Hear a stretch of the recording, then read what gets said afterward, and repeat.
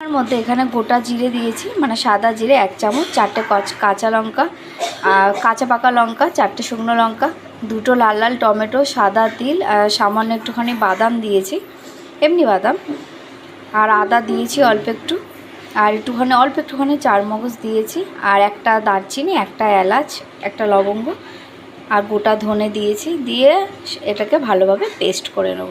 ডালনাটা ভেজে রেখেছি। এখানে তো পেস্ট কী দেবো বলেছি, এটা পেস্ট করা হয়ে গেছে। এখানে গরম মশলা রয়েছে, তেজপাতা, শুকনো লঙ্কা, এলাচ, দারচিনি, সাদা জিরে, একটু টক দই লাগবে, এই যে টমেটো কুচি করে রেখেছি, আর এখানে অল্প একটু গরম জল করছি, গরম জল লাগবে আর কি। আর এখানে এই যে আলুটা নুন হলুদ মাখিয়ে রেখেছি। চলো তোমাদেরকে দেখাচ্ছি। কড়াইয়ে সাদা তেল দিয়েছি, গরম হয়ে গেছে। শুকনো লঙ্কা, তেজপাতা, দারচিনি, এলাচ, সাদা জিরে, তেজপাতা দিয়ে দিলাম।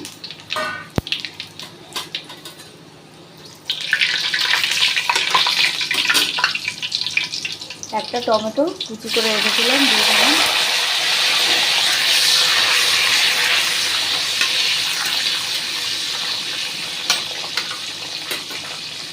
এইবারটা নুন হলুদ মাখানো এই যে আলুটা দিয়ে দেবো।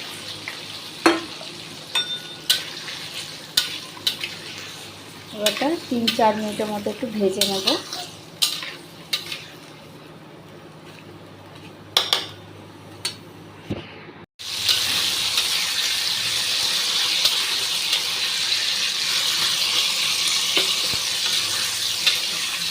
আর একটুখানি ভেজে নেব।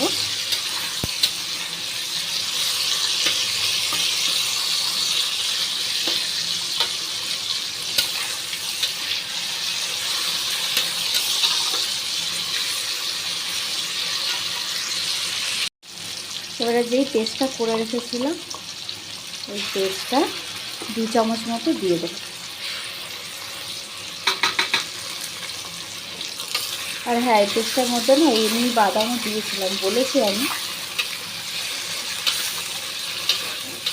এবারটা একটু নুন দেবো আন্দাজ মতো, একটু হলুদ দেবো,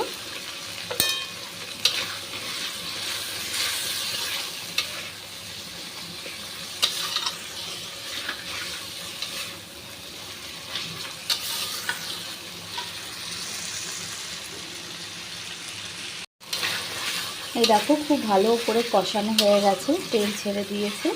এবার এটার মধ্যে 2 চামচ মতো টক দিয়ে ফেটিয়ে নিয়েছিলাম ভালো করে, এটা একটু দিয়ে দেবো।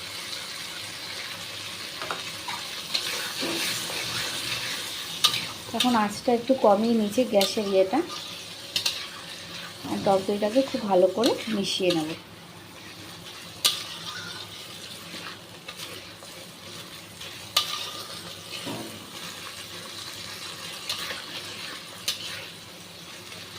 ধোকা ডালনা সবাই এক একজন এক এক রকমভাবে করে, আমি এইভাবে করলাম আজকে।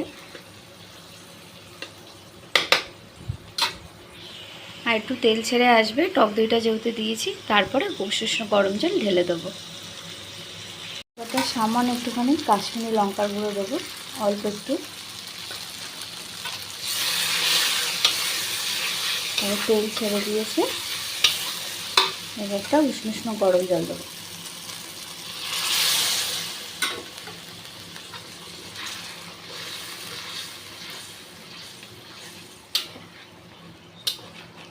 খুব সুন্দর গন্ধ বেরোচ্ছে, দেখো কত সুন্দর কালারটা এসছে।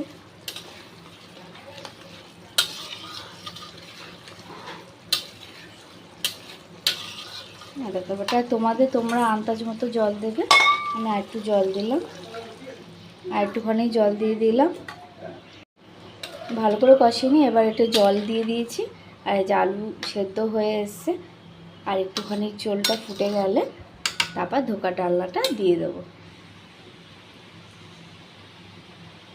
একটু কোকোনাট পাউডার ছিল তাই আমি একটু দিয়ে দিলাম, তোমাদের কাছে থাকলে তোমরা দিও, না থাকলেও কোনো অসুবিধা নেই।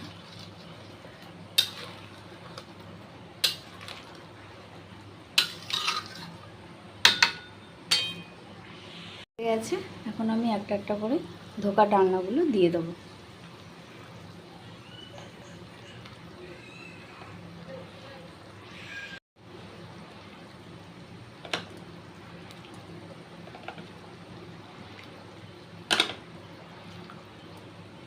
এটা অল্প একটু চিনি দিয়ে দেবো,